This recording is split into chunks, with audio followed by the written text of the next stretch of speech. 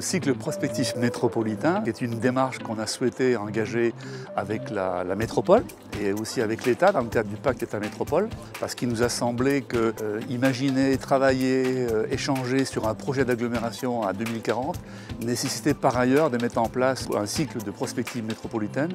Ce sont des chiffres très généraux d'échelle mondiale, avec donc une extraction des ressources fossiles qui a triplé depuis 1970, alors même que dans le même temps, la population mondiale a simplement doublé. Bon, sur la question des ressources, il y a aussi des ressources bien évidemment qui restent à valoriser, que ce soit le solaire, l'éolien, la filière bois-énergie ou la biomasse. Une rencontre qui a démarré sur plantage de décors techniques et technologiques. On part des États-Unis qui montre l'exemple.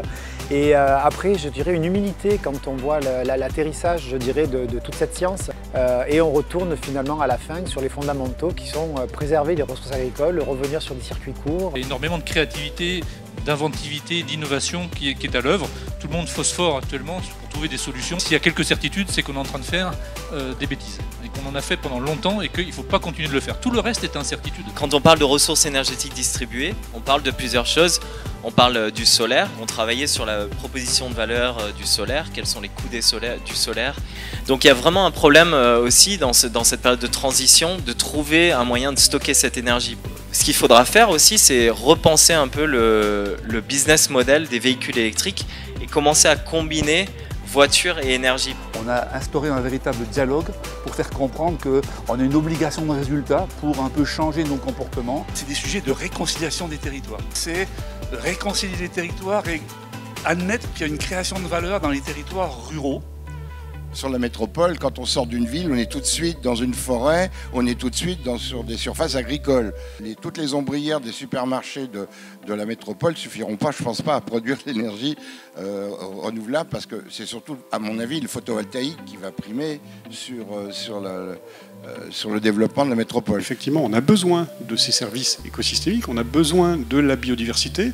Et finalement, on se rend compte que ces milieux-là, ils apportent aussi énormément de services différents, très riches en biodiversité, mais qu'en plus, ils apportent énormément en termes de régulation du climat ou de milieux d'habitat pour la biodiversité ou de services de services culturels liés à l'éducation ou à des espaces plutôt patrimoniaux. Il y a des dynamiques qui sont lancées avec des effets d'inertie qui vont être très longs et qui vont nous engager sur des longues périodes. C'est vrai que du point de vue de la biodiversité, du coup, quand on regarde plus particulièrement les interactions entre aménagement ou changement d'usage des sols et climat, on se rend compte qu'on est face à une grande difficulté qui est que non seulement on perd de l'espace pour les espèces, mais en plus on ne leur permet plus de s'adapter aux changements qui sont en train de venir parce qu'ils ont plus de mal à se déplacer. On a des pénuries qui s'annoncent un peu partout, mais on a aussi des stratégies économiques fondées sur l'économie circulaire, fondées sur l'allongement de la durée de vie du produit, fondées sur des nouveaux modèles économiques. Alors les prochaines étapes du cycle prospectif s'inscrivent dans un spectre assez large et la prochaine portera sur la question des métiers. L'économie se transforme profondément.